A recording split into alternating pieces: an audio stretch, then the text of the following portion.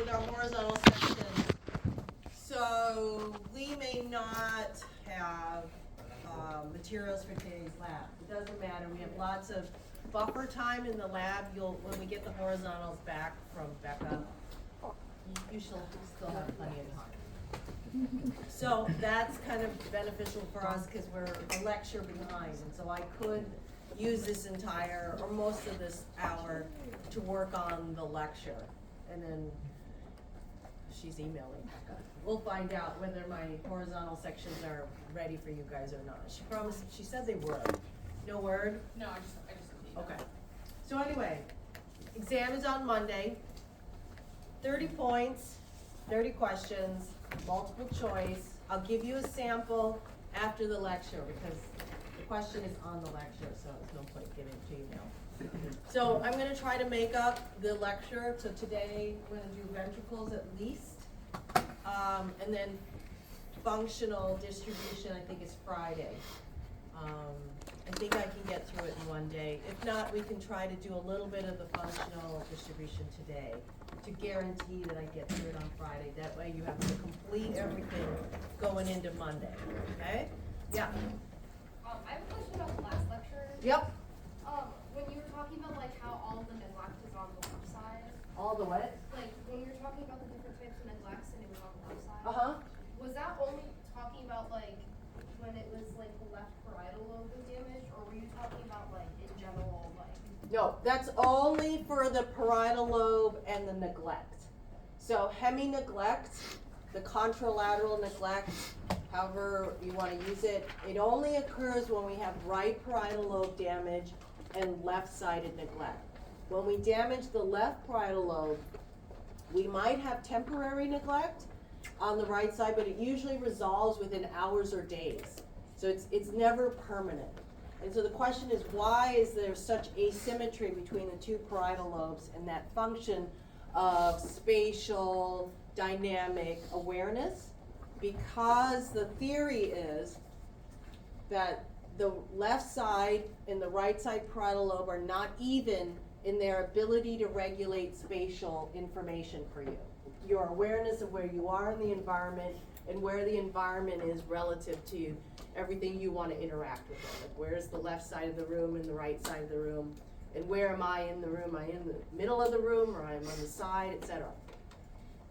So the idea is if I damage the left side of my parietal lobe, the weaker side, the right side is so much more dominant that it can take care of mitigating both left and right spatial information. So you don't see a neglect. But when you damage the right side, which is the dominant side, the left side is generally not accustomed to being able to take over that much processing. And so it is leaving the left side of everything neglected because it can only take care of the thing it's normally, the right side of the world. That's the running theory. Yeah.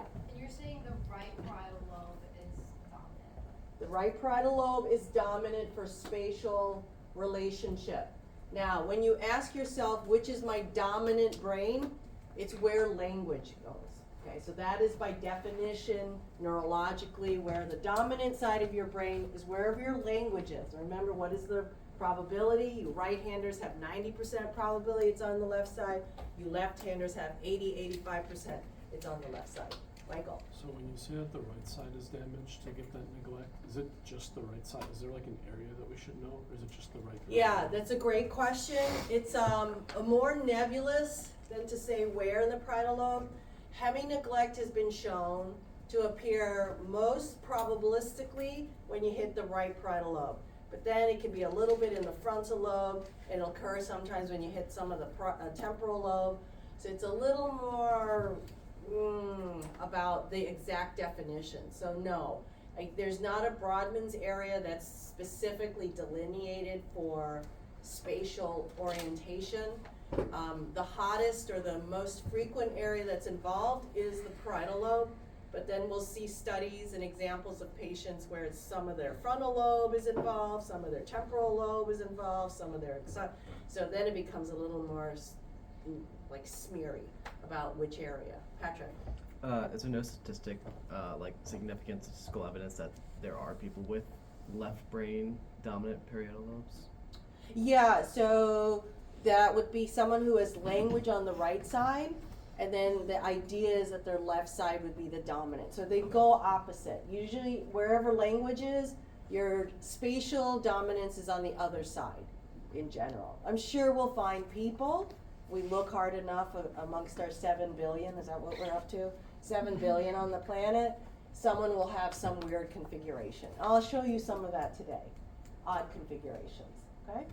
Human beings are never as neat and tidy as we'd like them to be, especially when you're trying to teach you about it, okay?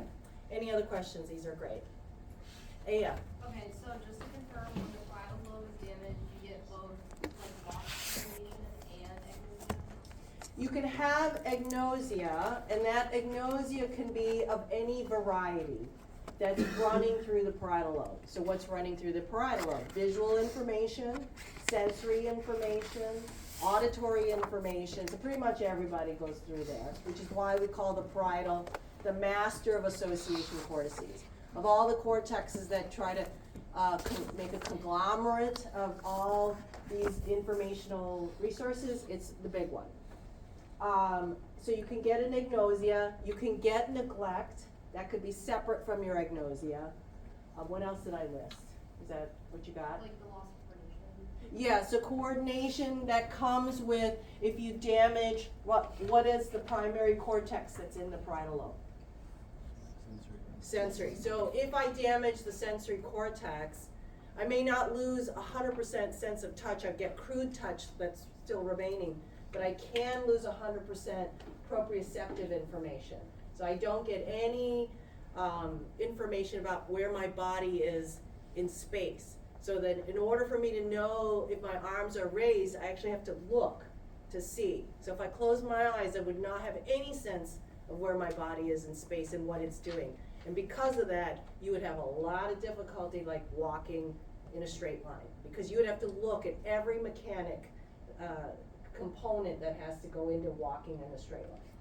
So yes, you would be unstable in a very serious way. Okay? Anybody else?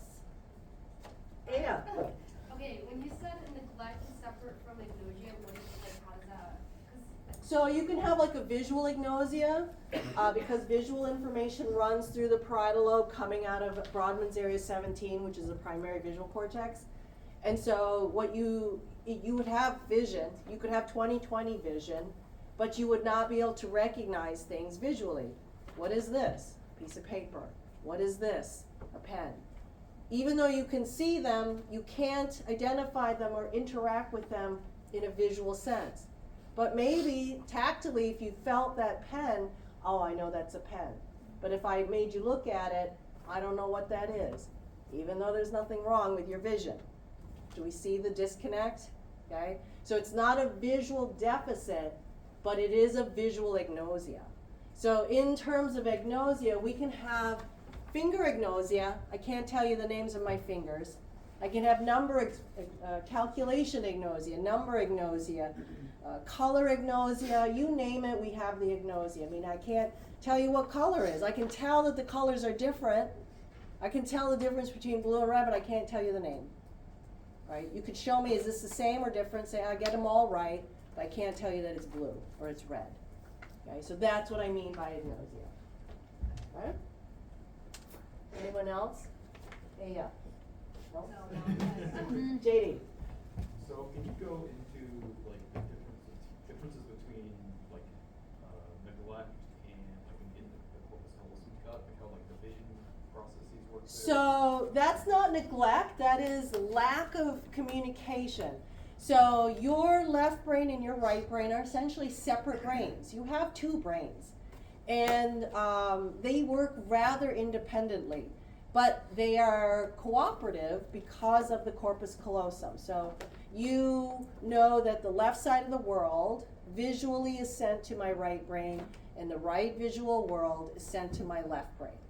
So when you cut the corpus callosum for reasons like controlling epilepsy, preventing the electrical firestorm from traveling too far over brain areas, that'll be a last ditch effort. It's a very effective one. You can kind of test somebody in a very specific way and get this phenomenon. One, you put a barrier between their two eyes, okay? So then whatever is in the left side is only sent by one eye, okay? So that's important.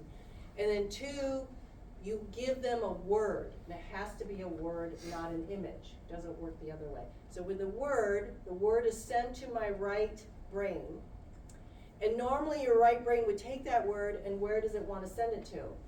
The left language area. But you now have no longer a corpus callosum bridge, so it gets stuck there, and you can't read it, because you need Ventricles to read the word.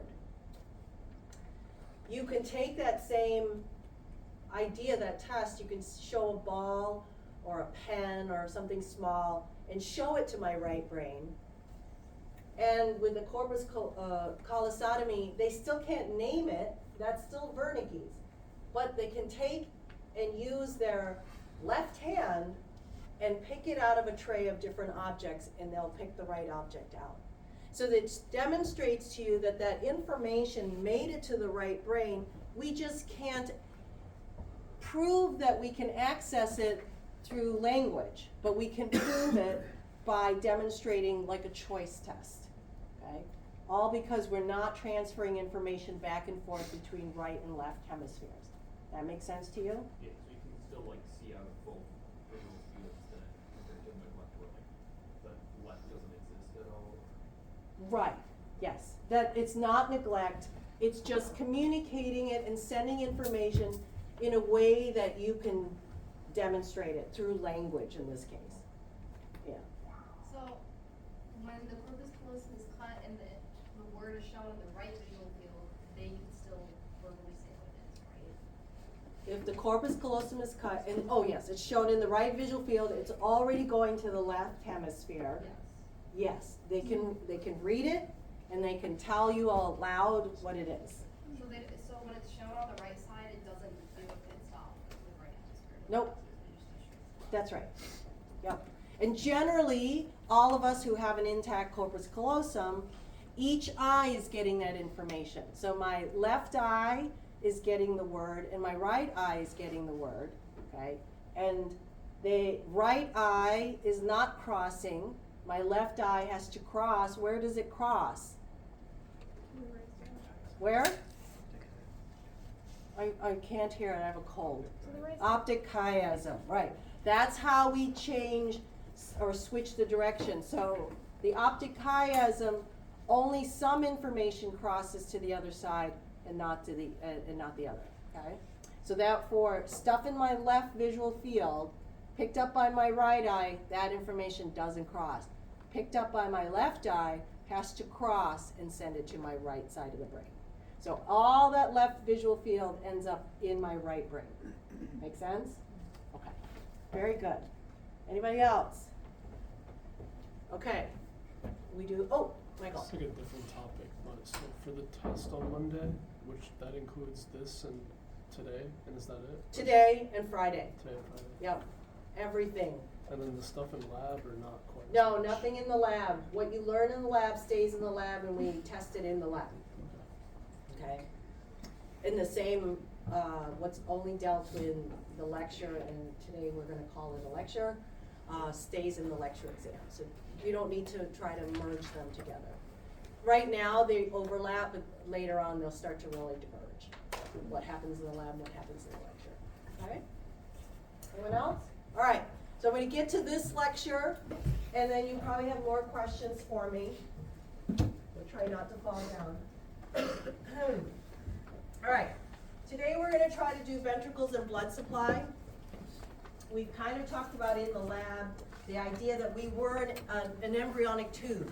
Remember when we were a single cell, 2 cell, 4 cell, 8 cell, 16 cell, and then we become a blastocele. And the blastocele continues to grow and divide, and we eventually become a tube, and it's a hollow tube. And we keep that hollowness all throughout, and if you remember those early pictures, we kind of grow at different rates. So some parts grow faster than the other, and that makes us really bulgy, and we start to turn on ourselves, and then we have the brain, okay? So that neural tube is essentially represented as our ventricles. Those are the empty spaces inside of our brain. It's a nice canal system that we have filled with cerebral spinal fluid. And this is important. The cerebral spinal fluid is important for a number of things. It creates buoyancy. It inflates our brain so that it has mass. Okay? It's a spatial buffering system. We have such a tight system in our brains. Our skull is immovable, so anything that goes in something else has to come out. That includes with every heartbeat, you push in a pulse of blood through all the vascular system. Something's got to come out to make space for that incoming blood. That comes out in cerebral spinal fluid. So for every heartbeat, blood rushes in somewhere in a vessel, CSF comes out through the arachnoid villi, the granulations. It comes out in that form. Okay, so it's a great buffering system. So anyway, we have 4 ventricles, as you know. We have the lateral ventricles. I can show you now. We have the very large lateral ventricles. This is a C-shaped structure. You can see it at 3 different angles. They're ventricles 1 and 2. 1 and 2. It's from the top, and this is from the bottom. And at an angle, you can see that we have several different horns. The anterior horn, the posterior horn, and the inferior horn. When you are in lab, you should be able to distinguish whether you're looking at the anterior, inferior, posterior horn. You learn by looking at what's surrounding it. That gives you the hint as to where you are in space. Okay? Now, what divides or covers a lateral ventricle from the midline space is the septum pellucidum. It's not labeled on here. But anyway, you know there's a membrane right here that covers that up to make the lateral ventricle a whole space. The other thing that you want to note is the atrium.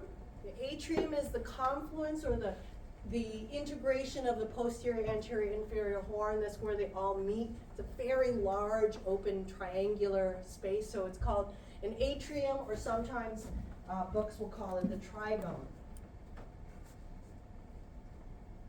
Okay? So anterior horn, posterior horn, lateral horn, atrium, and the trigone. And then there's the septum pellucidum. Okay. Okay, so lateral ventricles, straightforward. Third ventricle, here's what they look like in space in terms of where your cerebrum is. I think it's pretty self-explanatory. Here's the third ventricle. Now, to get from the lateral ventricles to the third ventricle, we go through the foramen of Monroe. So you can see here, this is the opening of the foramen of Monroe coming off of the ventricle that's on the opposite side here. And then this midline space is all third ventricle. When you look at it in the plastic model, it's just this wafer-thin slot of space right down the middle. And what you want to know about the third ventricle is all the landmarks that make up the edges of the third ventricle. Okay? So, tell me what this is. Massa intermedia, also known as? Interthalamic adhesion. Yes. What's this?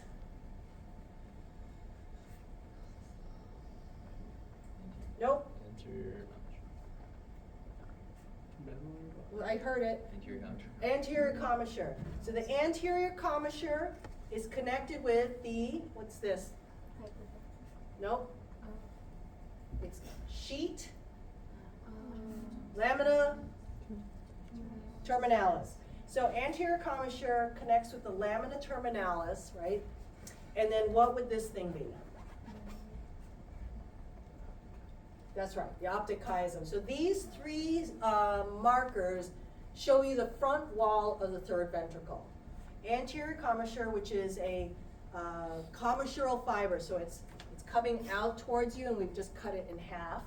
The lamina terminalis is the front wall, kind of the front membrane of the third ventricle, and then at the bottom corner is the optic chiasm. So when you see those 3 or any of those 3, you kind of know you're up in the front area. And then when we back up here, this is Mammillary bodies. Okay, so everything in here is third ventricle. And then when do we leave the third ventricle? Yep, and then that becomes four. Okay, so up until the cerebral aqueduct, everything is third ventricle.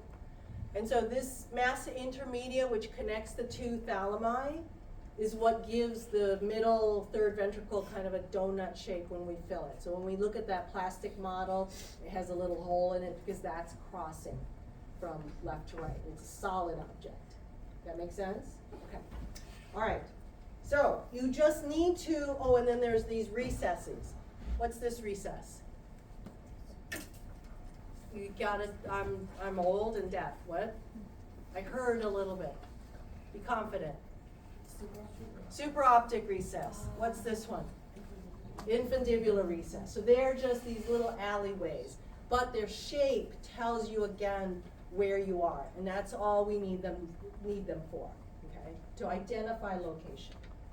Okay, so then we travel through the cerebral aqueduct and we make it to the fourth ventricle. So the fourth ventricle has three apertures. Remember, the first one was the foramen Monroe. I know this is kind of a basic image, but lateral ventricle into third ventricle through this little passageway, the foramen Monroe. And then we have another narrow passage, the cerebral aqueduct. And now we're in the fourth ventricle. We have three ways of getting out of the fourth ventricle.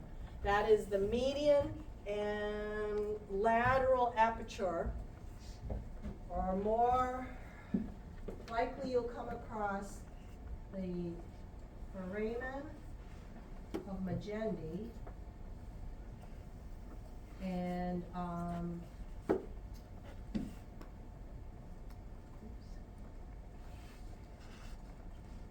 foramen of Luschka. Right? There are three, because there are two lateral apertures that come out on the side, and then there's one that kind of comes down the middle. So median, middle, Magendie. Lateral, Luschka. And there's two of them, one on each side. Those are my three apertures. My cerebral spinal fluid goes from the fourth ventricle out one of those three and end up in what space? Louder? Yes, but what's the more general name for this, cisterna magna? What? Subarachnoid space, right. So all of this is subarachnoid space. We just have some cisterns. Cisterna magna is the big one. Pontine cistern. We have a couple others. But generally they're just the same space. And eventually they end up leaving through these little, what are these? Arachnoid villi or granulations into the venous sinus. Yes? What was the third other than the Magendie and Luschka? That's it. Two Luschkas and a Magendie. Oh, two Luschkas. They're laterals. There's one on the left and one on the right. And the Magendie is one right down the middle. So median, Magendie, lateral, Luschka. Okay? Any other questions? Good. All right. Now, quick review. We've done the ventricles. We've done the lateral, which is using the foramen Monroe. Goes into the third, which leaves through the aqueduct, which goes to the fourth. And then we have Luschka and Magendie, their exit points into the subarachnoid space. Okay, so a little bit on the cerebral spinal fluid. Okay, we have approximately 150 to 200 mils of cerebral spinal fluid in our central nervous system. Interestingly enough, only 25 mils are actually in a ventricle, so they don't actually take up that much volume.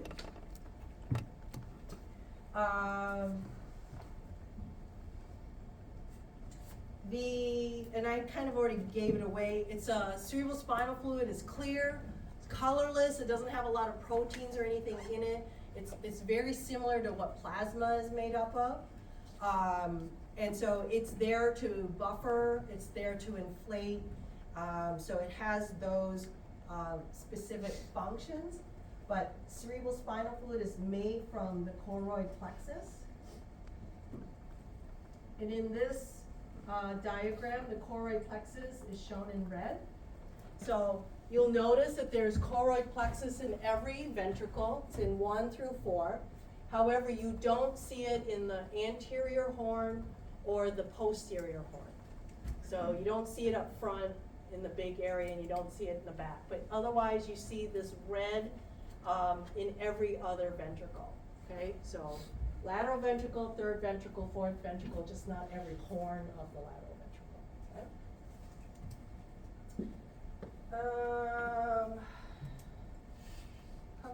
Cover that. Anterior horn and the posterior horn does not have it, but it's in the body of the lateral ventricle and the inferior horn. Okay, so this ventricular system provides a kind of a free communication. It can serve as a sink for all the junk that the brain wants to get rid of and dump out and take it into the venous sinus to get away from the brain. It can also serve as a way of transporting materials or transmitters or hormones back and forth inside the brain. So a lot of times, like our circumventricular organs are near ventricular areas, so they can dump stuff in there. William? So the pressure changes that is causing the CSF to move against gravity, is that coming from Yep. the blood? It comes from blood, Okay. but blood doesn't leave in the same way it comes in, right? Because you have a big thunk, right? So the first part of your heartbeat is very strong. There's not an equal one right behind it. The second beat is smaller. So where do you absorb that initial force? It has to come out of something. It tends to come out of CSF. And that's even true if you bend down and tie your shoelaces and come back up. Lots of fluid is moving around, not just blood, but the CSF is also moving. This is faster, and this subarachnoid space is a bigger volume to kind of expand and contract in that way to absorb those big pressure differences.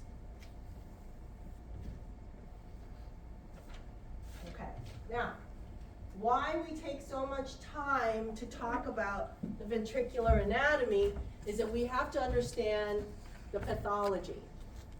And the pathology for the ventricular system comes from its areas of sort of potential failure.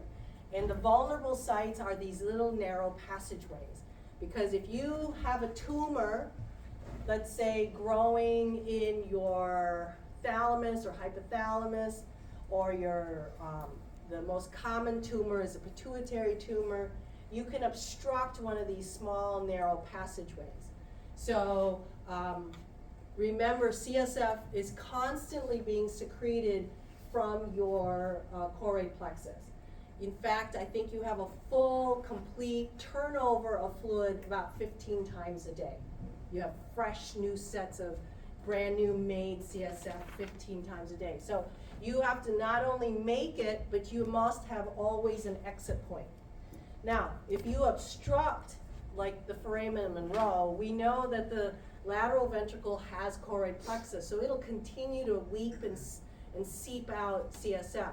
So that's just gonna keep building up, and it's not gonna be able to exit. So this becomes a dangerous situation. So we have two kinds of, the one main thing that happens is hydrocephaly. A hydrocephalic brain, hydro meaning water, cephalus meaning brain, means that there's more fluid in the brain than should normally be. Now, if you have hydrocephaly as an infant, a newborn, your skull hasn't fully matured, it hasn't hardened, it doesn't even connect completely. So what you get is a very large head, because the fluid that's building in there is pushing brain matter out, and the skull is reacting and taking that shape. So you'll have a very physically a large head. If you do this after the bone plates have knitted together and have fused together, then you are then going to create pressure. So all of a sudden you have increased pressure, it's pushing on the only soft thing that you have inside your skull, which is your brain. And so now you're gonna kill off brain cells. So it all depends on when this begins, at what age. Either way, it's not a good idea. Hydrocephalic babies who have the big head suffer from a severe cognitive deficit, that even though they have room to grow and expand that shape, it doesn't usually bode well, okay? So there is, in hydrocephaly, you have a communicating or a non-communicating hydrocephaly. Communicating. What's the difference? A communicating hydrocephaly means that all passage flow areas are functioning, so that you have flow. But the reason the hydrocephalus is occurring is either because your choroid plexus is producing at a faster rate than it can dispose of the CSF. So either you're overproducing choroid plexus at the choroid plexus, or there's something that there's a reason why it can't get out of the arachnoid villi. Okay? So that's a communicating. If I grow a tumor or obstruct one of these narrow passageways, Luschka, Magendie, aqueduct, foramen or Monroe, then it's a non-communicating, meaning I'm preventing flow. That's where the non-communicating comes from, okay? So, here is an example of a non-communicating tumor. This is a 2-year-old. You see a tumor near the 4th ventricle. So as a result, you can see the lateral ventricles, there's the anterior horn. This is, I don't know, the level, maybe trigone or inferior horn level. You can see the 4th ventricle and the 3rd ventricle. This is a normal brain, okay? Normally you don't see that much space. The lateral ventricles are just slots. Here's a lateral, here's a slot for the 3rd ventricle, okay? And then here's at a little higher level, our lateral ventricles and lots of just empty space filled with fluid, okay? So this is a non-communicating hydrocephaly. Questions? Okay. Well, that was good.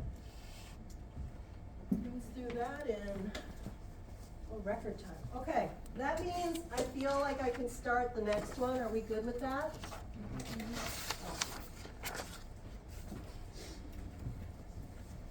Oh, we're gonna do blood supply. Okay. We're not done with this yet. Okay, so let's get into the blood supply. So our blood supply is very, very important to our brain. If we cut off our blood supply, and this is not holding your breath, okay, this is more severe, like I'm cutting off your carotid. In 10 seconds of having no access to your blood supply, you will lose consciousness. In 20 seconds, electrical activity will start to diminish in your brain. And within a minute, you will then experience irreversible brain damage. So it doesn't take very long to create havoc by occluding your brain from oxygen and glucose. Those are the 2 things your brain cannot live without. So, as a result, we have a very elaborate vascular system. And it starts out, if we back it up as far as I want to go in gross anatomy, and I'm not going to the heart, so we're going to stop it around here. We have 2 big arterial source points, okay? One is the vertebral arteries, and one is the internal carotid. So now you can see as we enter the brain, we have basically 2 major pipelines going into the brain. What's the difference? Well, one is more posterior, it's further back. You can see it riding inside the spinal cord, the vertebral bones. And then the internal carotid is more in the anterior part of your neck, okay? And so we call these the posterior circulation and the anterior circulation, okay?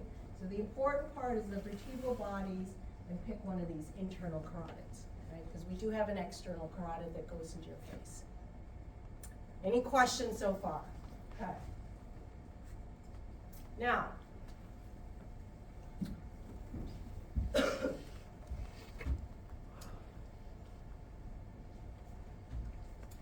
two, we're gonna start with the posterior, so we're gonna start with the vertebral arteries. The two vertebral arteries are coming kind of behind you, inside the big wings of the vertebral bodies in your spinal cord. And they come and they merge together, they become a single basilar artery. And a lot of times the brains, the whole brains that we give you, will have an intact basilar artery. You'll see it running right down the middle of the medulla and the pons. Okay, so from there, that's kind of our orientation point. Now, there are a couple of things that happen that peel off before we get to that basilar artery and then after. So I'm gonna, let's see, this is probably a better image to show you. So here is our vertebral body, our vertebral arteries, 1 and 2. And then here's the fusion of the basilar artery. Right here we're seeing pons and medulla that would be sitting underneath there. So the two that I want to point out is the posterior inferior cerebellar artery. We will often refer to it as pica. And the anterior spinal artery. Anterior spinal artery here, and then we have a, because they didn't have it, I drew it in, posterior spinal artery. Okay, so these are the three that I want to talk to you about before we merge into the basilar.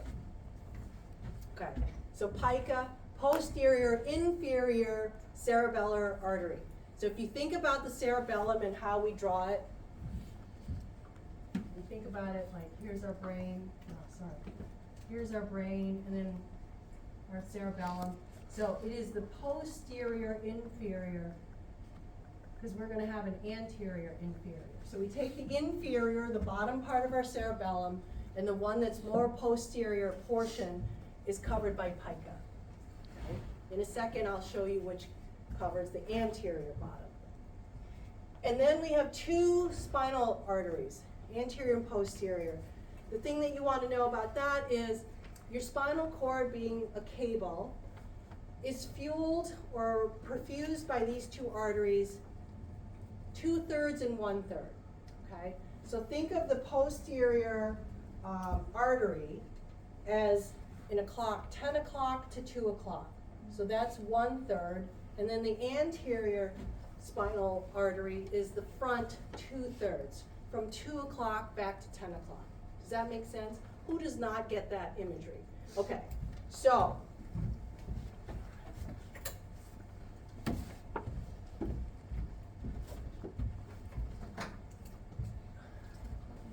think of this cross section of the spinal cord. We've just cut it in half.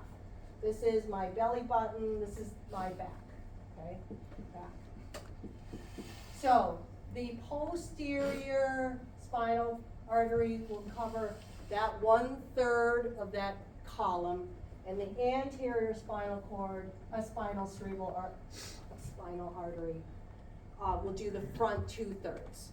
Okay, does that make sense, Aya? Yeah. Okay. Anyone else get confused by that metaphor, analogy, imagery? Okay.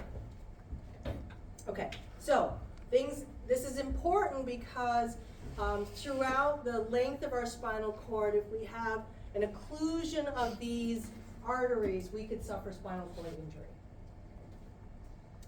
Okay, now, our vertebral artery have a couple of branches to talk about, pica and the SCA and the PCA. Okay, then we merge as a basilar artery, and then now we see ACA. Is the anterior inferior cerebellar artery, so that covers the front bottom half of our cerebellum. Okay, so this is pica, and this is ACA. And then we have the superior cerebellar artery. This is the top of our cerebellum. So our cerebellum gets a lot of attention in terms of vasculature. We have three different pretty large arteries, ACA, pica, and the SCA up here. Okay?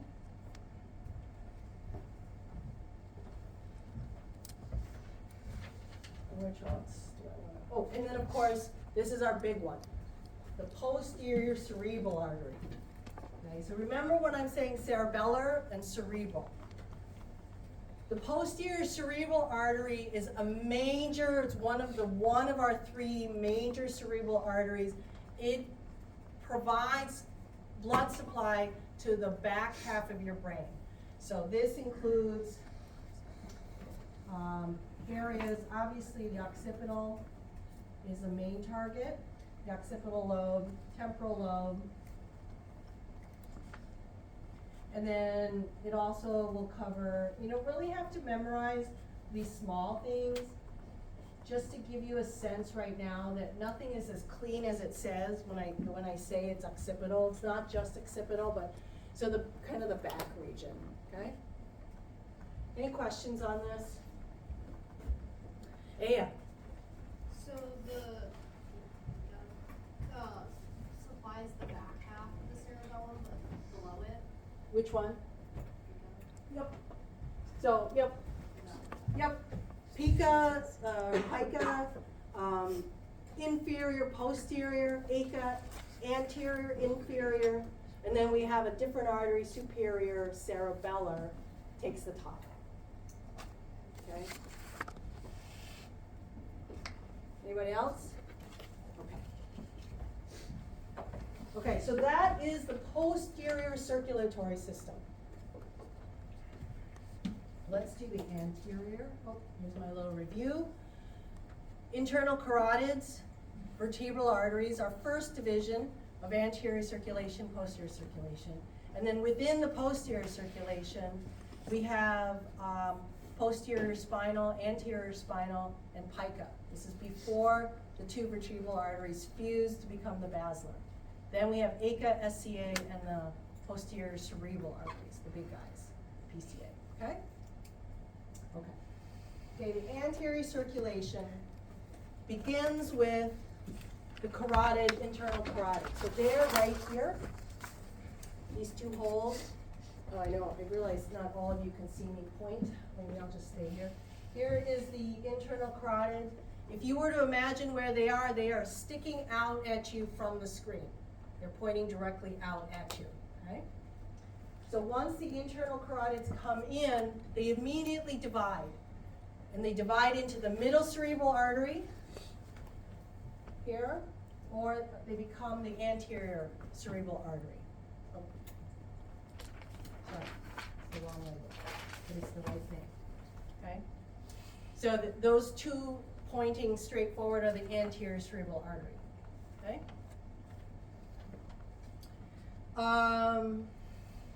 I will point out that there's an anterior choroidal artery. You can imagine it goes to the choroid. The reason we point out some of these narrow ones because they can get occluded with a clot and create problems. And so when we get into discussing the case studies, you'll want to know which artery is most likely responsible for giving you those symptoms. Okay, that's where we're headed. Now, the internal carotid splits to the middle cerebral artery. The middle cerebral artery covers everything on the lateral side of your brain. Okay? So this would be Broca's area, Wernicke's area, left frontal, left parietal, left occipital. All three of those big lobes will be impacted by this left middle cerebral artery. In turn, this anterior cerebral artery, these two that are heading in, the first thing they do is they dive in and go right into the middle. So they innervate all the stuff that you have to separate to look at. So you have to cut your brain in half. Everything you can see on a hemisection, that's anterior cerebral artery territory. Make sense? The other guys that I want you to know is the anterior communicating artery is just this tiny little bridge right here. Okay? And for those not looking at what I'm saying, the tiny little bridge right here is the anterior communicating artery. They connect the two anterior cerebral arteries. And then we have a posterior communicating artery. They connect the anterior system with the posterior system. So they connect the middle cerebral artery with the posterior cerebral artery. So what you get now is a big circle. And this is the circle of Willis. Okay? Circle of Willis, middle cerebral artery, anterior cerebral artery, anterior communicating artery, and again, anterior or posterior communicating artery, back to the basilar, to the other, and now we have a contiguous loop. Okay? Any questions about the construction? Okay. So let's look at what they control. So again, here's our circle of Willis. Here's our basilar to reorient you. Number 1 on your image is the internal carotid. Number 3 is our anterior cerebral artery. Number 2 is our middle cerebral artery. And I think it's 11, that's our posterior. If we look at the anterior, I said it was on the midline, so here's our brain. Here's what it looks like on the lateral side. Here's what a hemisection looks like. So everything purple is anterior cerebral artery territory. Now, if you remember your homunculus, who's in that territory? Sensory and motor homunculus is roughly in here. What part of my body is in there? Yep, lower extremities. So if I have lower extremity paralysis or lower extremity pathology, you're thinking anterior cerebral artery. That's how I need you to start thinking about this, okay? Here is my carotid. Number 2 is my middle cerebral artery, and that dives right into the lateral fissure and basically covers the whole lateral side of the brain.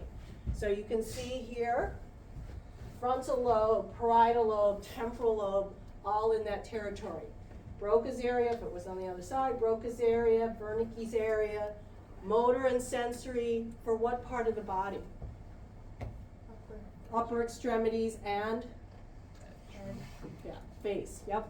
So if you see paralysis in somebody's face, it's one side is drooping, then you're not thinking anterior cerebral, you're thinking middle cerebral, okay?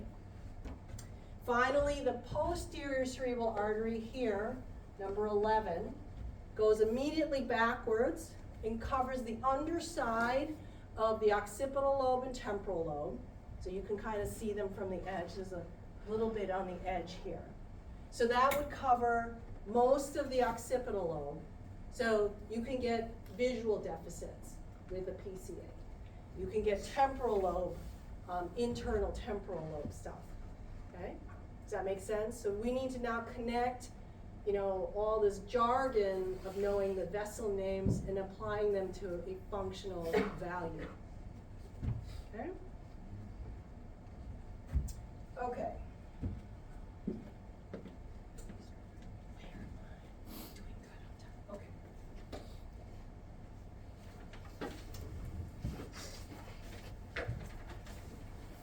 That's it. Oh, and so going back to our circle of Willis, a lot of people assume that the circle of Willis is a kind of nice backup system. For example, if I get an occlusion here, the blood flow or in one direction, let's say I have an occlusion here, I can get to my other big arteries by using the other direction, right? Sort of skirting around it. But it turns out that circle of Willis really doesn't have much functional value. One, it's like drinking out of a fire hose. What's the difference if I can plug in a small, tiny Tygon tubing that's about this much diameter to a fire hydrant? Will I be able to compensate and decrease what's coming out of the fire hose that much? Not really. So the size of these vessels here, the anterior communicating and the posterior communicating, are so small relative to these big guns that they don't make much difference in terms of being able to make up or compensating for any obstruction. Secondly, not everybody has a circle of Willis. Oops. So here is what we would call a perfect circle of Willis. It's an angiogram. You can see here the two prongs in the very top are two anterior cerebral arteries. You can see these large areas, that's our internal carotid coming in. And then this is the middle cerebral arteries on each side going into the lateral fissure. And then you can see the posterior cerebral artery. So those are our big guns, ACA, MCA, PCA. You can see in fine little lines the posterior communicating and another anterior communicating. But if you look over here in picture B, we see that both anterior cerebral arteries are coming out of the left internal carotid. So it's not coming out of the right side at all. So this is about 5 to 10% of the population has something like this.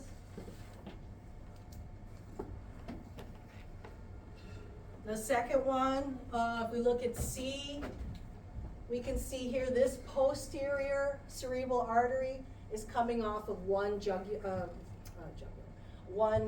vertebral artery. Okay. Here we have both posterior cerebral arteries are coming off the internal carotid. And then here we have a combination of the left posterior cerebral artery coming off the left carotid, and the right middle cerebral artery is coming off the right vertebral artery. So you can have, and these are all about, I don't know, 5% chance of the population have some kind of other configuration. So not to pour too much cold water on the circle of Willis, there are a number of reasons why it's not very functional, and the fact that not everybody's got one and we're just fine, right? That's it, I covered that lecture. Oh, in lecture time, okay. Questions now? Okay, oh, yes. So if you have like a different structure of the circle of Willis, are you more prone to having a stroke or? No, nope, and you don't have more or better chance of surviving a stroke either. Yep. JD?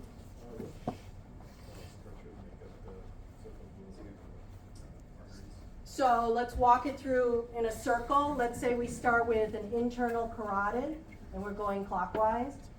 The left internal carotid, I do the left posterior communicating, which combines to the posterior cerebral artery, get towards the basilar, go to the other right posterior cerebral, come up the right posterior communicating, middle cerebral, anterior cerebral, anterior communicating, a tiny little bridge between the two anteriors, and then the anterior communicating at the other side. Does that make sense?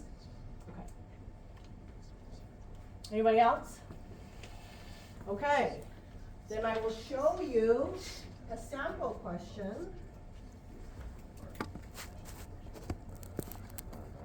Get it up.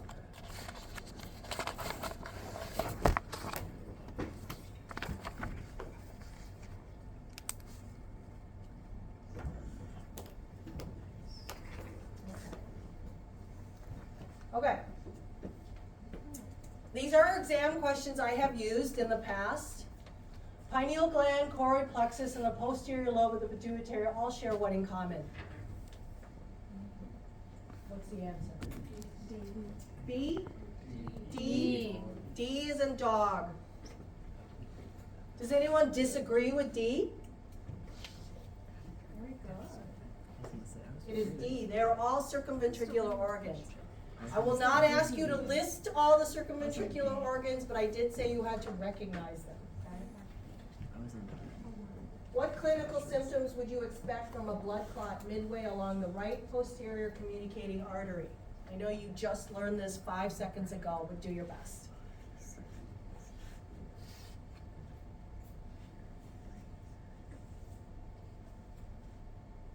Got an answer? No.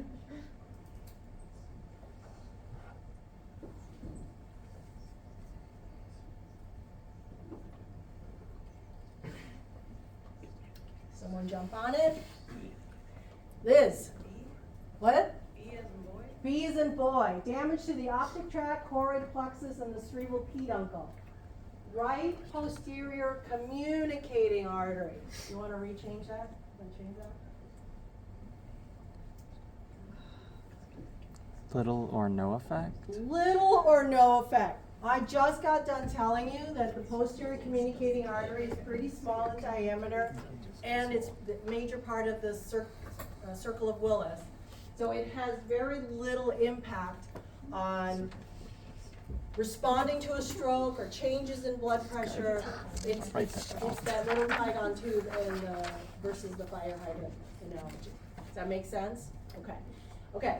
So here is a question showing you, asking you about a functional consequence. The other style of question you will see throughout all my exams is a clinical one, and you are in the least best position for this question because you need Friday's lecture, but go ahead and try it. Okay? 85-year-old man complains of transient right leg and foot numbness and muscle weakness that occurs at the same time as the inability to speak fluidly and understand language. Occasionally it demonstrates an involuntary grasp reflex. What is the most likely cause?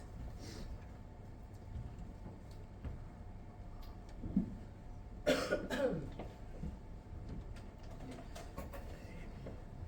want to guess? Yes. A, transient right anterior cerebral artery. Wait, I don't know how to read.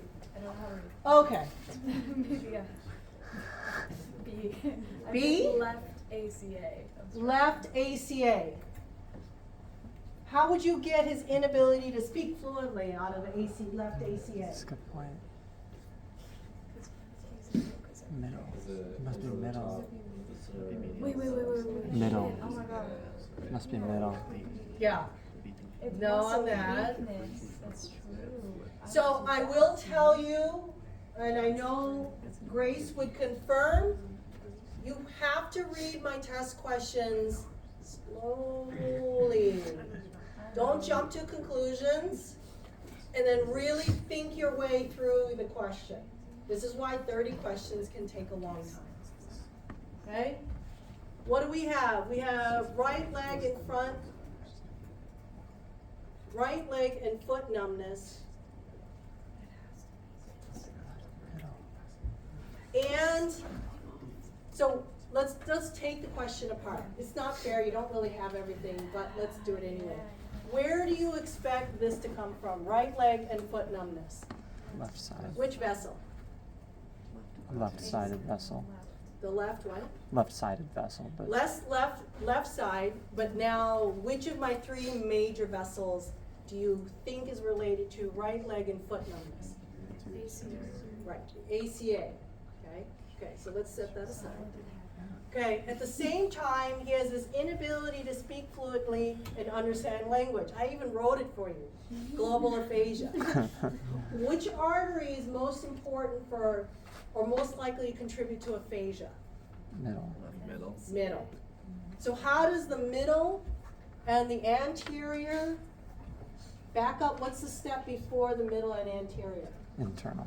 Yay. So it would be D, a left internal carotid, because at that point it's backed up just in time to block both anterior cerebral and the middle cerebral artery. This guy's got big trouble, right? Because we're blocking an internal carotid artery. But that's how you get both the presentation of an ACA and an MCA symptom. Make sense? So you gotta really work the logic on these exams. You have to be very, very careful about what is left and what is right. I don't know what you wanna do, circle right and underline lefts, but make sure you understand because they'll look like this, right, left, okay? I won't try to trick you, but I won't make it easy by making it an isolated correct answer. Any other questions?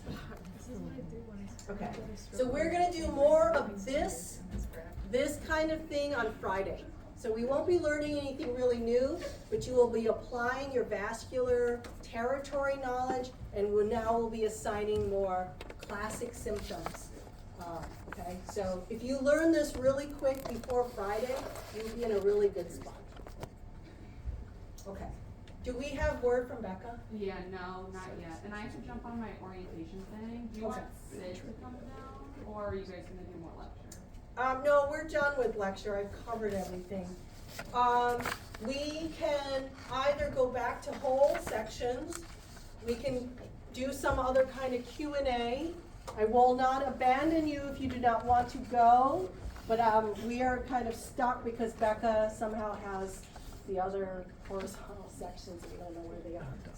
So you'll come back? I'll come back at the end, like Okay. once this is done, yeah. Okay. And Grace has something that's pressing. So what would you guys like to do? What are the options? Okay, I can bring out the whole brains. We could go back to an earlier, so you can do the coronal sections and whole brain and half brain, so we can get all the sloppy wet stuff out. Because I did set up your tables. We can continue to Q&A for the exam. We can, I could even give you the next lecture, but it would then give us nothing to do on Friday. What would you guys like to do? I'm trying to not let you leave because I think it's such a good use of time than for you to have just an extra hour of free time. Owen? What would the Q&A entail? You can Q&A the lab or you can Q&A the lecture. Is it always questions? No, I don't. I don't have any more to put up on the slide, but I could try to make some on the fly. They won't be as good. Quiz us. Quiz you. Okay. Well, I was gonna say, do you think it makes sense if we did more of the lecture now so we'd have more time to Q&A after all the lectures are done on Do you Friday? want to? Can you take 2 hours of lecture? Yeah. Yeah, that's okay.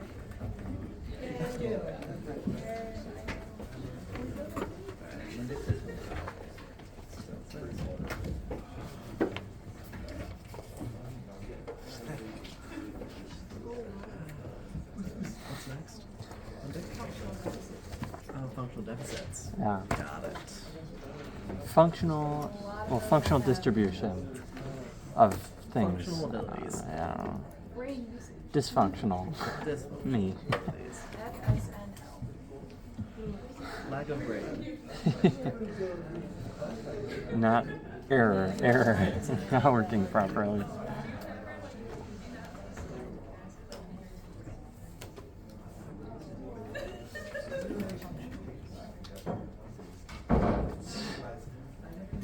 Okay.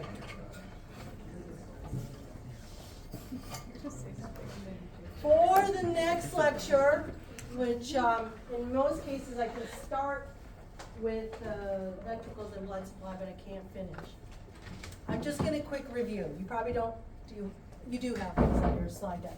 So things to remember going into this lecture that are necessary to be able to rip off an answer is you gotta remember your Brodmann's areas. You don't have to remember them all, just the kind of important ones we've already spoken about.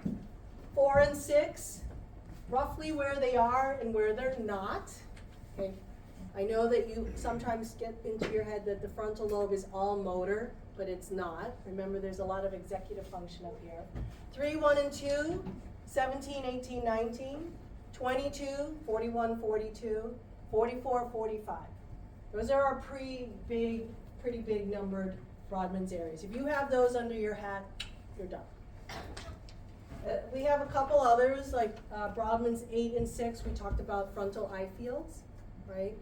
And then a few others that are alexianographia and so forth. But those are kind of not as common, okay? The other thing that you need to remember, and here's, I provided all the other Brodmann's areas. You don't need to learn them, just in case you were curious. I put them up there.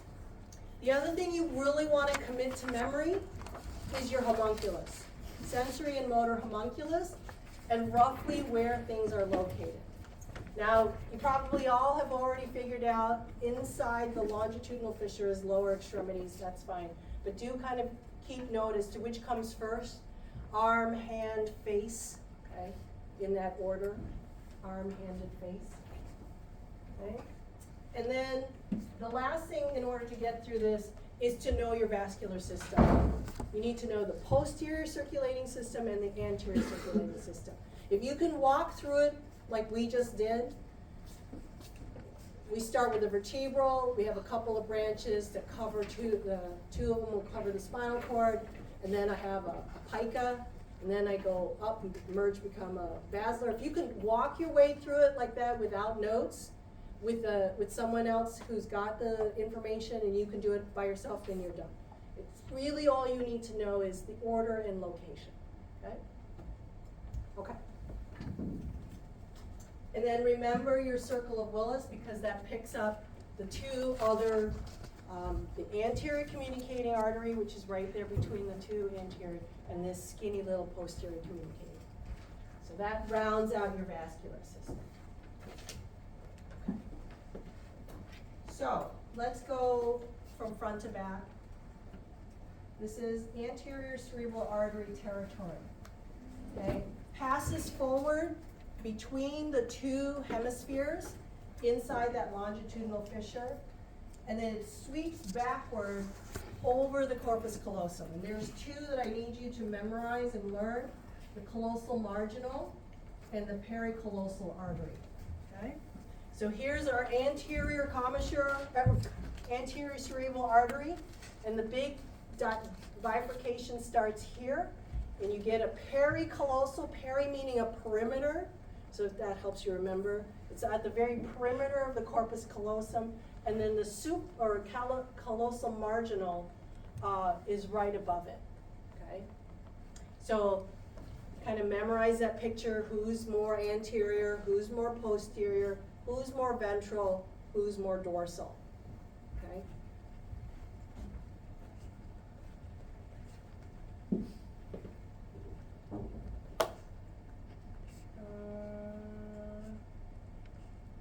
I guess I'm gonna, yeah, okay, I'm just gonna go through physical territories. Here's the MCA, and then we'll get to functional attribution. The middle cerebral artery is our largest and most complex of the three arteries. Remember, it's coming off of the internal carotid. It splits, becoming a middle or an anterior cerebral artery.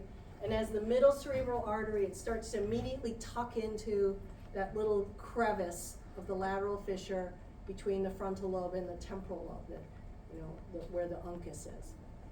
The first thing it does is it heads laterally and makes these interesting loops. These loops cover the surface of the insula, okay? And then once they're done covering the surface of the insula, they pop out of the lateral fissure and they divide again, either becoming the superior division, so they cover everything above the lateral fissure, or they become the inferior division, covering everything below the lateral fissure. Okay, so the superior division covers parietal and frontal lobe.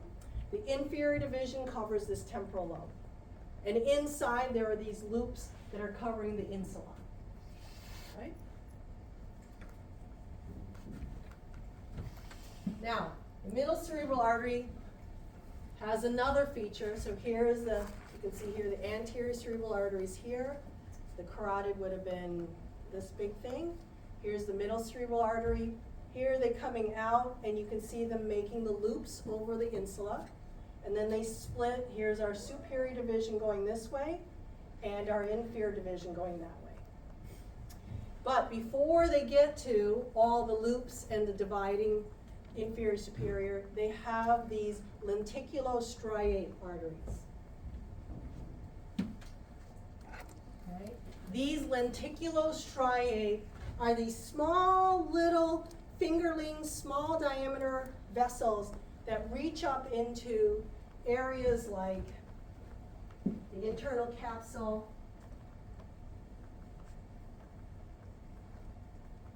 the globus pallidus, or I'm sorry, even broader, basal ganglia,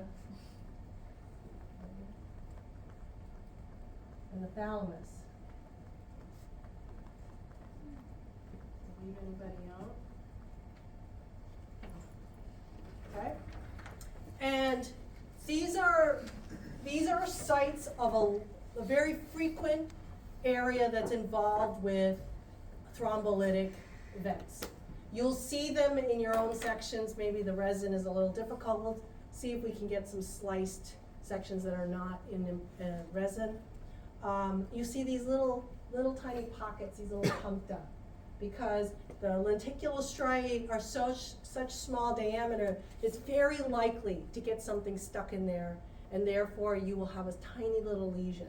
So as we get older, some of our forgetfulness, some of our deficits may be a result of these tiny little strokes that we're having in the lenticular striate vessels that aren't leading to a catastrophic thing that people notice.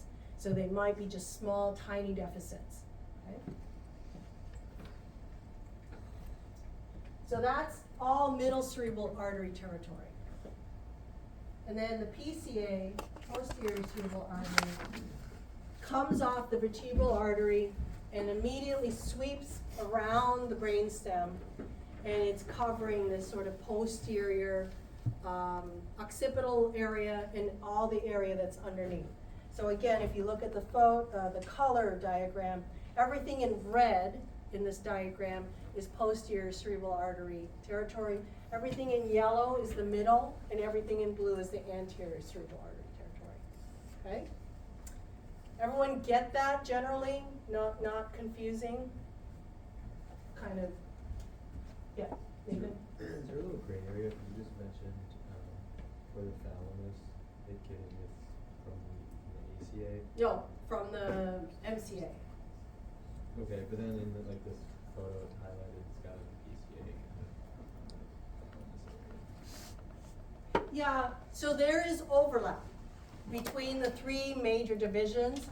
So the posterior cerebral artery will do things like the midbrain, the diencephalon, and the more traditional occipital parietal. But the middle cerebral artery clearly also does midbrain, hypothalamus, diencephalon, thalamus, and part. So there is overlap between the two. Yeah. Yep. Oh, I was just No, switching. not a, okay. Anybody else? All right, so let me go back and have one more thing to say. Between the three, ACA, MCA, PCA, which do you think is the most likely involved artery in all cerebral vascular events? MCA, but why? Other than I have the slide up here. Why do you think Owen? More different, it diverges off more. Yes, because not just that it diverges more, it just covers so much territory that if you were a betting individual, you would bet on the MCA to be involved in whatever you think is happening, just because the amount of territory it covers, not only on the lateral surface like we see here, but also now we're talking about the core subcortical areas, right? The internal capsule is a very major thing to involve because it's all the exiting and entering neurons. So you can clobber a lot of function just by hitting that highway. But then you have the whole basal ganglia, which is 5 or 6 different subcortical areas. That's a collective name. Or the thalamus, which is the center of all sensory processing. So you couldn't have picked a more Grand Central Station, so to speak, representation than what you see in the lenticular striate. Okay. So let's talk about infarcts. Infarcts are just infarct. I know you might have heard it. Infarct just means an area of dead tissue.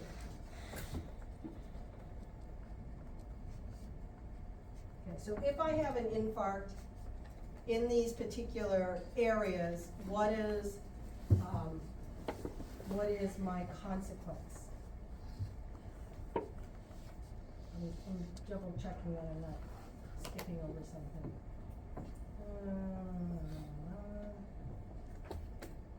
I'm moving really kind of fast.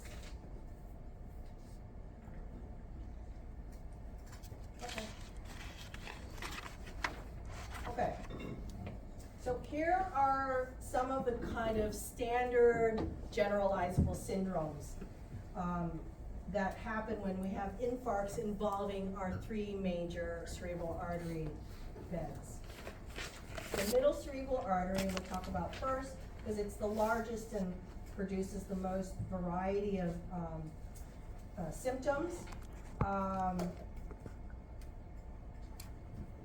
So remember we have, the superior division, the inferior division, and then we have the lenticulostriate division. All three are fed into by the sort of main middle cerebral artery.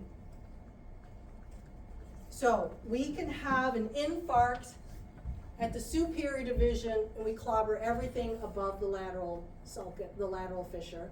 We can have it at the inferior division, clobber everything in the temporal lobe below the lateral fissure, or the lenticulostriate, etc. Or you can back it up and have an occlusion at the main middle cerebral artery, in which case you'll catch all three.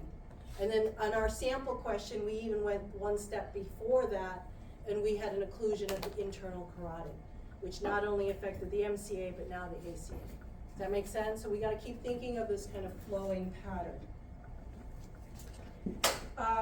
But if we were to talk about them somewhat separately, in the superior division, we would get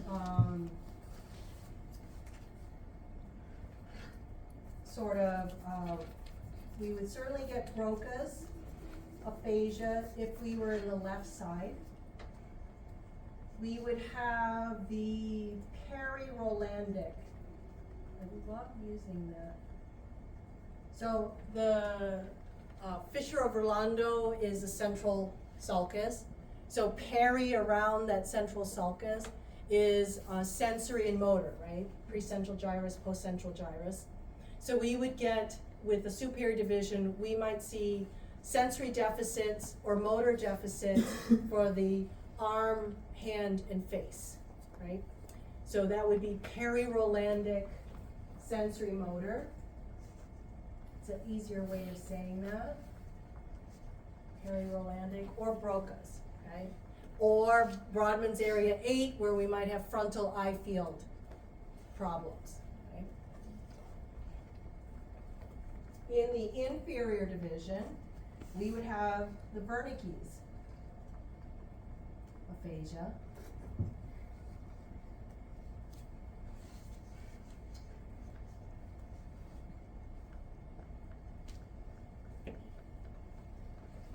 And anything that's in the temporal lobe. Now that becomes a little more tricky because we have auditory cortex in there, but we tend to not see auditory deficits. You'll get to know why, but you just by having loss of areas 41 and 42 in the auditory cortex, we don't get profound hearing loss. For another lecture. Now the lenticulostriate, we do get all kinds of problems because of the internal capsule. We can have sensory motor issues, especially motor, okay? So descending, your cortical spinal tract is descending through that internal capsule. If you damage the thalamus, you can have all kinds of sensory deficit. You can have head to toe sensory deficit, depending on where you are in the thalamus. You can have head to toe motor deficit. You could have an entire coma because you're not getting information at all through the world, so you're in a coma. So it can range from extremes when you involve the thalamus. Okay? And then for the anterior cerebral artery, its lower extremity, sensory motor.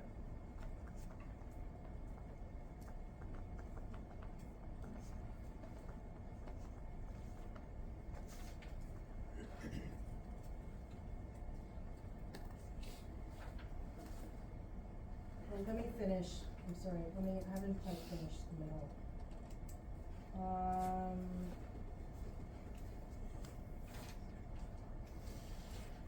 Let me add in here,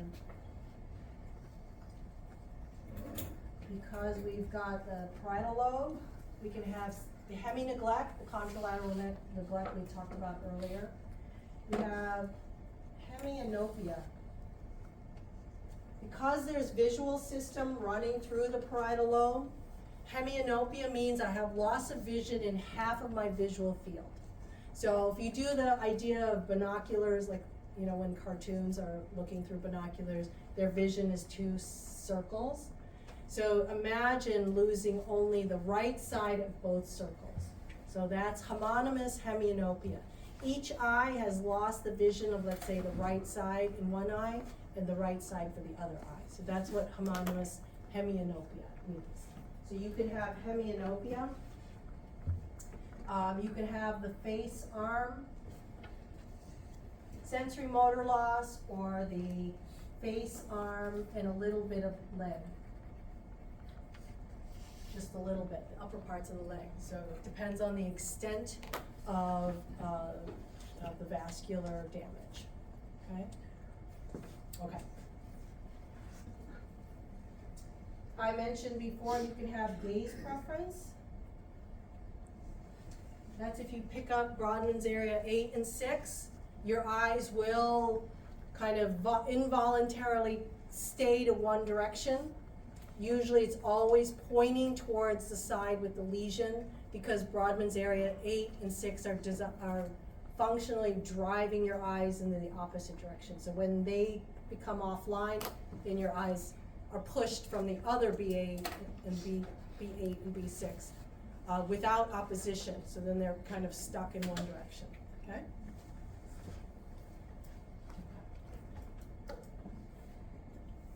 Okay, so now let's go to the anterior cerebral artery. Okay, so we did lower extremity.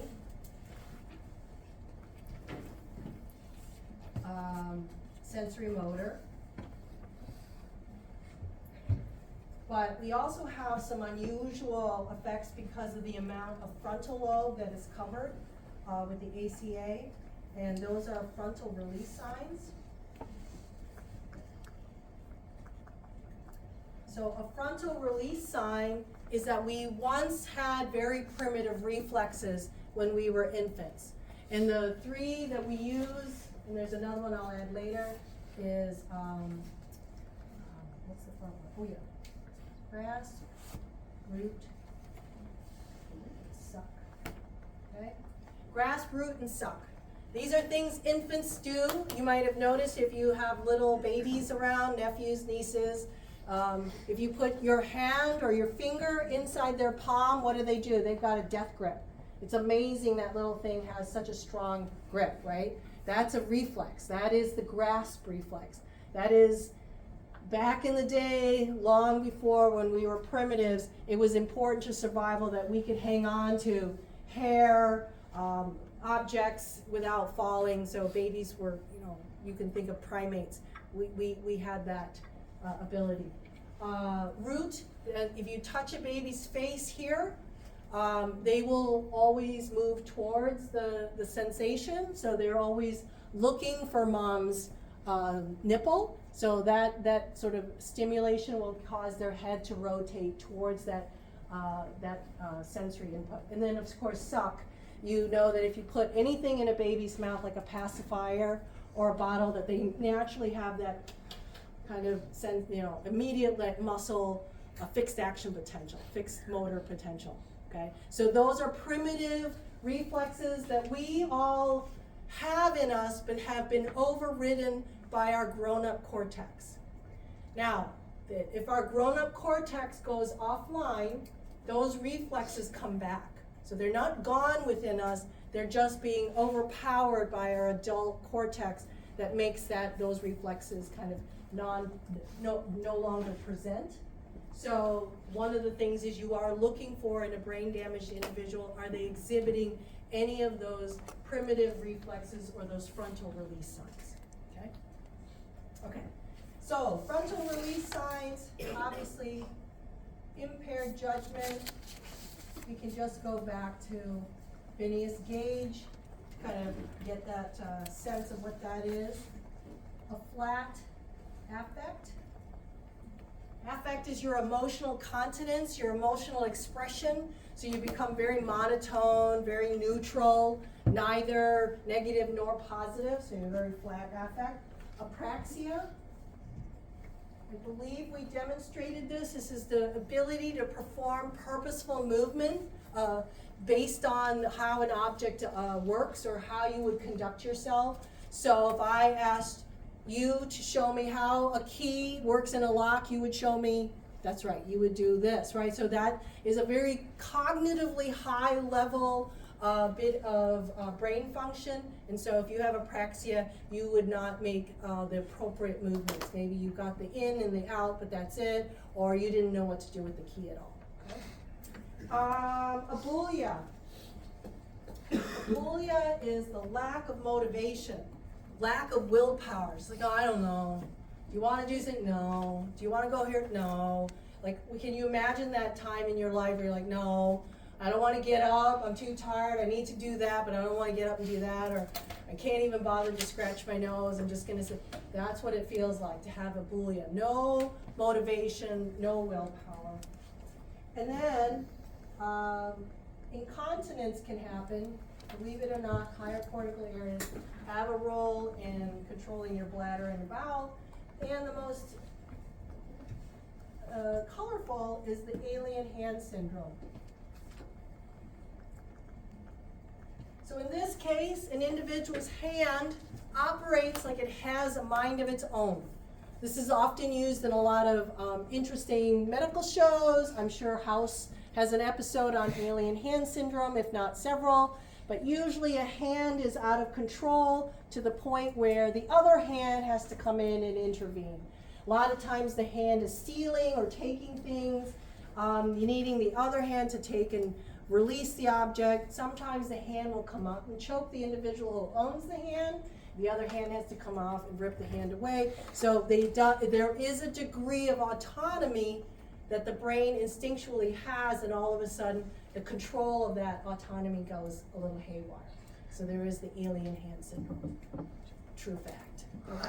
Any questions so far? Okay. Yes, Owen, it looks just like that. Oh my God. Okay, and then the posterior cerebral artery, just like the middle cerebral artery, homonymous hemianopia. This is more obvious because it's got control of a lot of the occipital lobe. So you would expect some contralateral homonymous hemianopia. I will leave that temporal or the PCA to kind of adjust that. The interesting thing is if you have posterior cerebral artery plus a little bit of splenium.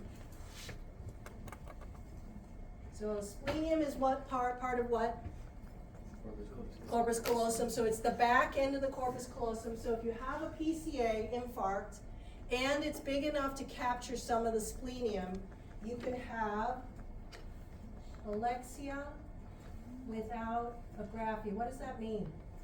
You can't read, but you can write. You can't read, but you can write. What's interesting is you can't even read what you just wrote. Okay? You just wrote it and then you can't read it. How does that work? So, remember, as in the callosotomy demonstration, we have information that's coming from our left visual world that ends up in our right hemisphere. So, if, for example, I have a word and I'm going to read it, okay, it is going to my right brain because it's up in my left world. It doesn't even matter if it's left or right world. It could be in the middle. It'll still work this way. Goes into the right brain, but now it has to go to my language area, which is on the other side. But because of the splenium damage, it can't cross. That's enough corpus callosum to block that information transfer, and so it never makes it over to Wernicke's area for you to read it. However, writing is a Broca's function. Broca's is perfectly fine to work. It has enough corpus callosum to go if you're a right-handed or left-handed writer, and there's no problem. So even if you just wrote something, you won't be able to read it because of this. Questions? Yeah? I might be misremembering, but I thought alexianographia had to do with Broca's area 39. Yep. So Broca's area 39 is having alexia and agraphia without having aphasia. So in this case, alexia and agraphia are related to the Wernicke.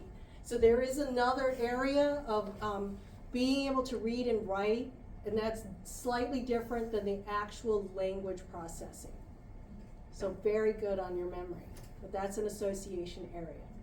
I know it makes it more confusing. Okay, so this is more like the corpus callosum dissection, where we just can't get it over to our natural language centers.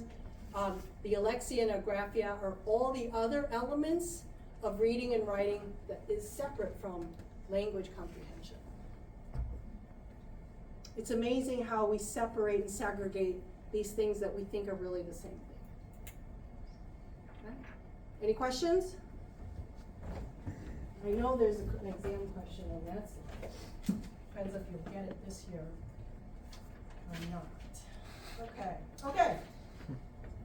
Okay, so this is what we're gonna do slowly and more frequently as we move through the semester, because we're moving towards the latter half of the semester where this is all you do. Okay, you're gonna take a case study like this and you're going to dissect it and then give me the diagnosis. You will get so good at this, you will know where and how and why, okay? So, we have a case, a 67-year-old woman suddenly developed left leg's weakness and difficulty using her left hand.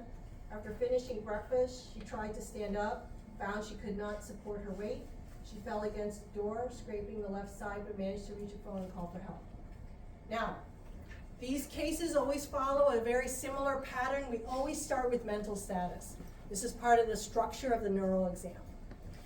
The mental status is important because if you fail the mental status, then everything else you do with that patient is just useless, right? If they're not giving you correct answers, if they're not able to respond to you, if they're not able to speak, you don't have any more exam left to give, right? So we always start with mental status. If they make it through that, then we keep going down. So mental status is alert and oriented. Patient's unaware at times of any weakness in her left side, did not complain about her abrasions, her language was fluent. So now we can trust her when she's telling us answers. Now, motor is 1 to 5 to 2 to 5. All you have to know when you go to whatever school you're going to, med school, PA school, they will give you a definition of what a 1 and a 2 is. We're gonna just say 1 is less than 2. 5 is maximum, full strength. That's all you need to know from me. So, on the left leg, she's 1 of 5, 2 of 5. Okay? 4 or 5 strength in the proximal left arm, and mild dysarthria. Dysarthria is the inability to use the muscles of mastication to produce speech or to chew. And so this is different than someone who has aphasia, who is not speaking to you because of language difficulties. They are not speaking to you because they are having motor language production problems. So you want to be very careful, do they have aphasia or dysarthria, okay? Okay. Sensory, there was inconsistent decreased response to pinprick on the left side, okay? The patient's weakness temporarily worsened, so after 2 days, she had 0.5 strength in both the left and the left leg and arm. 1 month later, the patient recovered 3 to 5 strength in her left arm, but continued to have 0.5 in the left leg. She also felt that her left arm was out of control. Her left arm would occasionally grab onto things without being aware of it, and then she had to use her right arm to release its grasp. She could not localize her left arm in space, had difficulty using the left hand to perform voluntary activities. When distracted, however, she could use both hands to perform certain automatic overlearned behaviors like folding paper. Okay, so what you should think about is what are some of the most important symptoms she's exhibiting right now? JD? The alien hand. Okay, so we have alien hand. What else?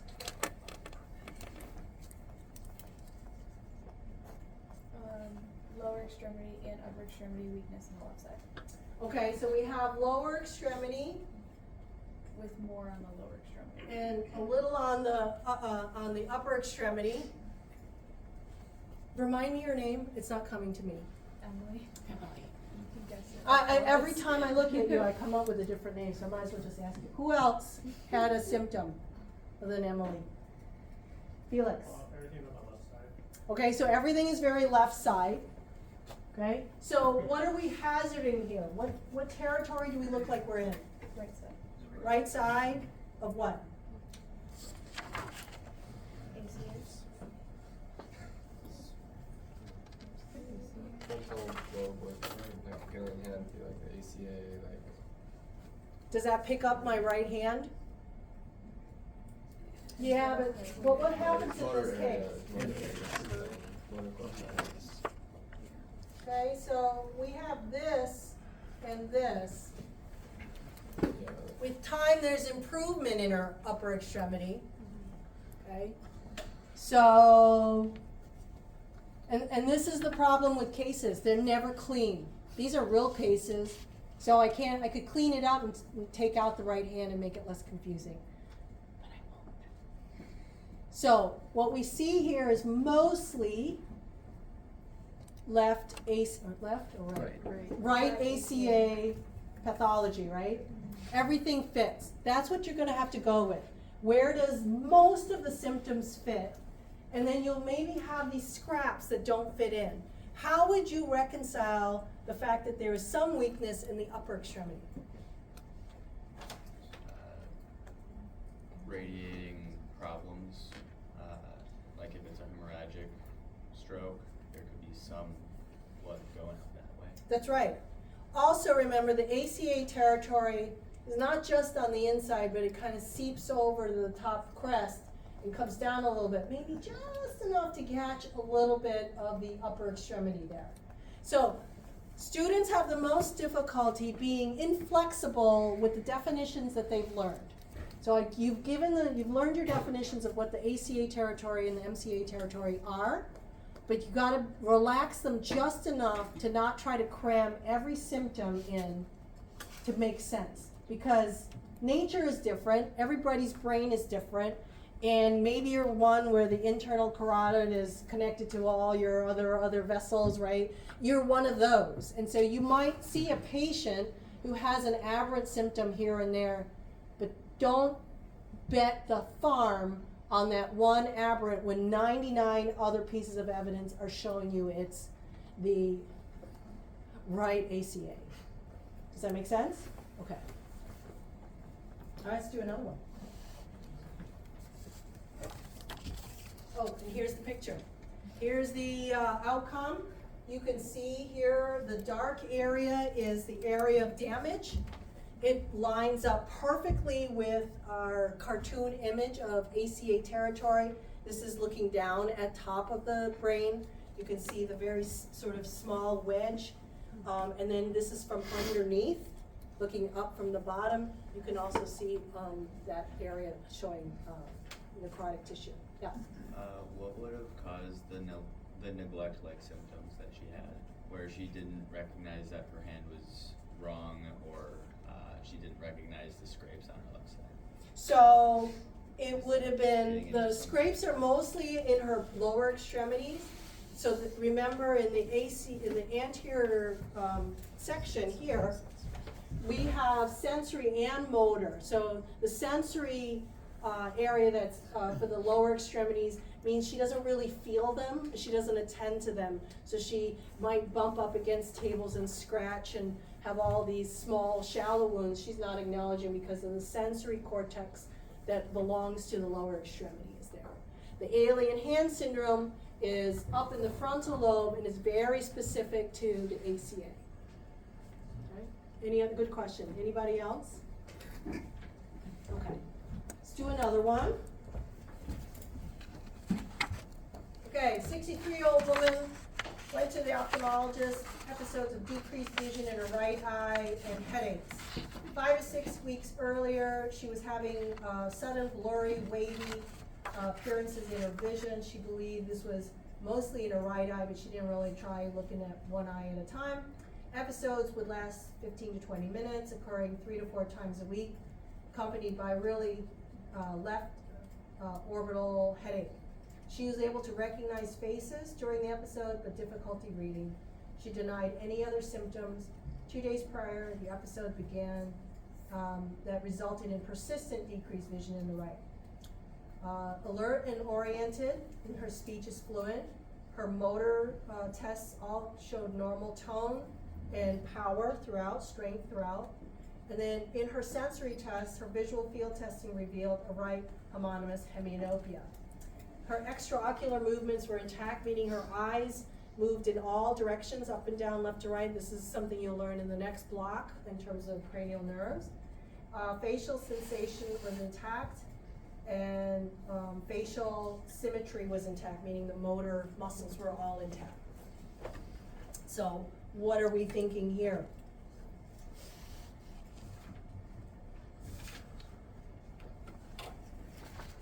What's the most important symptom she's got? JD? Yep.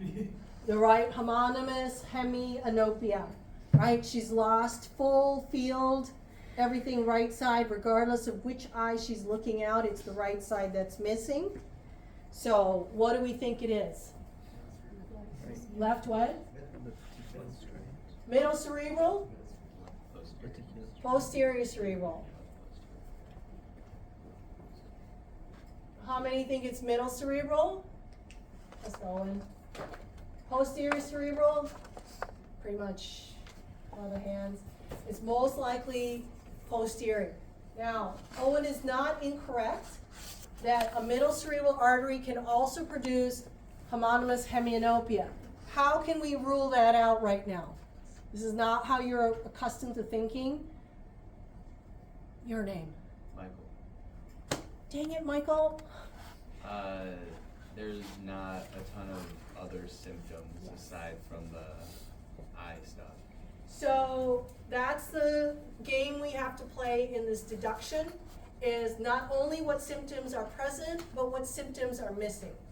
So if you imagine the parietal lobe, after we've gone through a lot of effort to talk about its association properties and all the agnosias that we can get, and the hemi-neglect, and we are thinking homonymous hemianopia, yes, it can be middle cerebral, but I had better start to see other parietal lobe symptoms as well.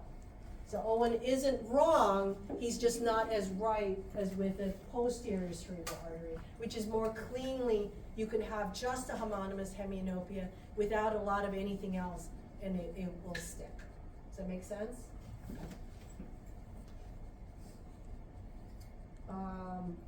And you are correct, here is our infarct. In this case, it's a different kind of MR image, so the infarct is lighter, and you can see this posterior cerebral artery infarct here and here on the left side.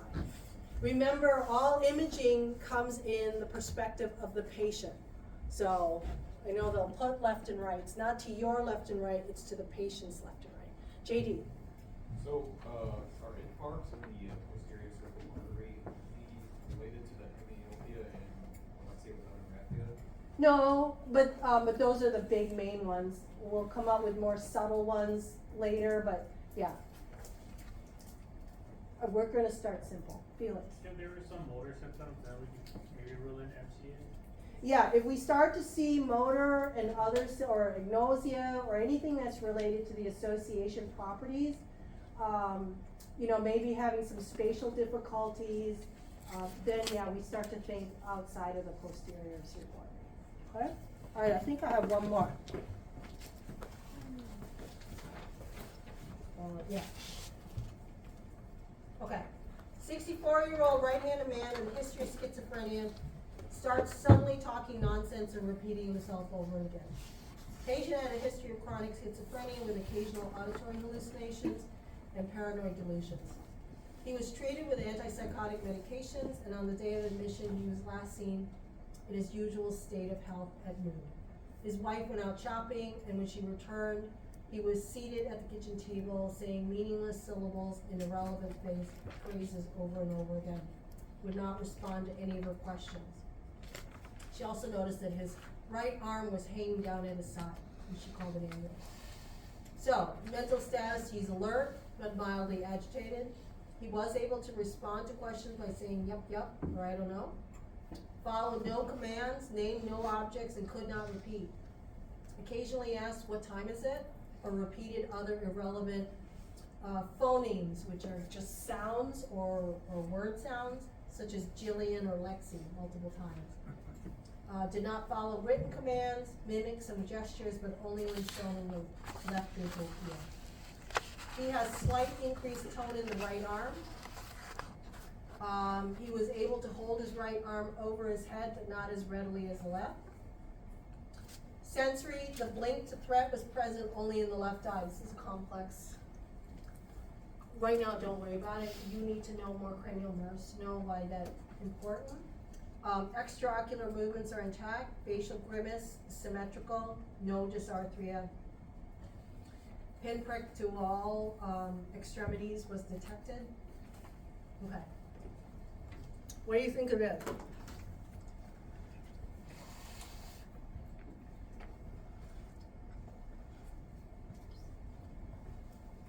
Felix. Since speech is impacted, I want to say it's going to be your dominant hemisphere, which is typically the left hemisphere. Okay. Got something more specific than that? His right arm, contralateral, that would be another indicator to be left hemisphere. Okay. How do we divide our left hemisphere?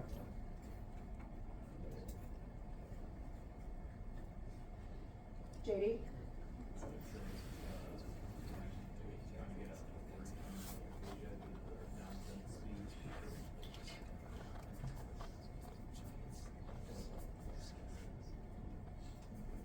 Okay.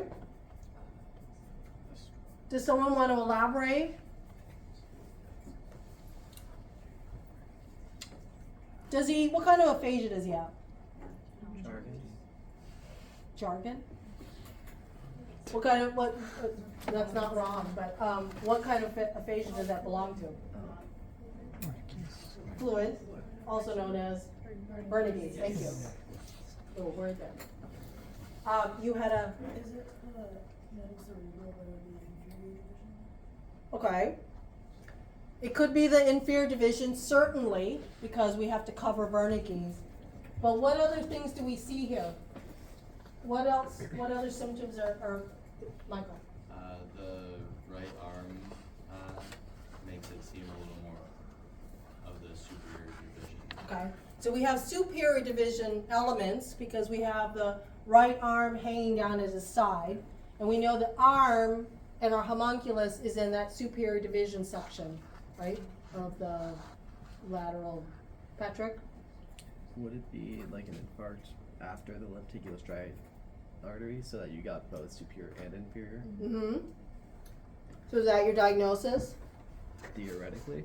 Mm-hmm.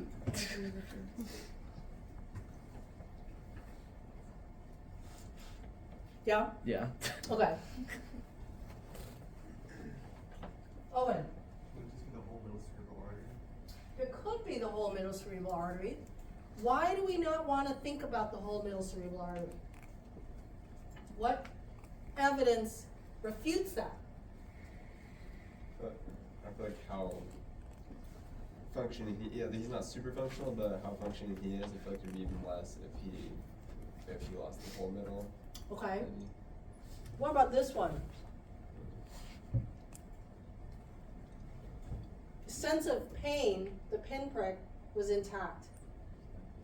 Both sides. So that starts to move us away from the sensory motor, the sensory upper superior division. Okay.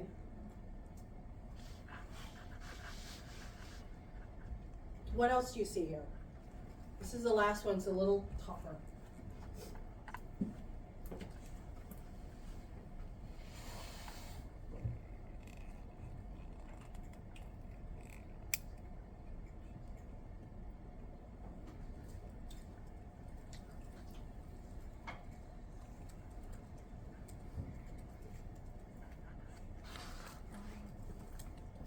gave me the both? Patrick, was it you? Both superior and inferior division? Is that you? Yeah. Okay. Do we like that one? He's still able to speak, so maybe not completely, not complete departure of the superior division. Okay. But he's really bad at comprehending language, right? Okay, JD? Could there possibly be a part of the posterior cerebral order also, because he's only using gesture to show him what's visual view? That becomes harder. Then you're saying that there's something wrong with both this posterior circulation system and the anterior circulation system. And then how do we get that? That's astronomical odds that you have a clot that moves in two opposite directions to hit the vertebral artery or the internal. So while that's possible, this is the answer I give a lot, is highly, highly, highly improbable. So the answer is, it is some type of middle cerebral artery that's managed to hit both superior and inferior divisions. But it's not a full-blown stem infarct where we see a full superior division loss and a full inferior division loss. But we have enough that we have arm, hand area deficits along with the Wernicke's aphasia. So it is most likely a temporal, parietal,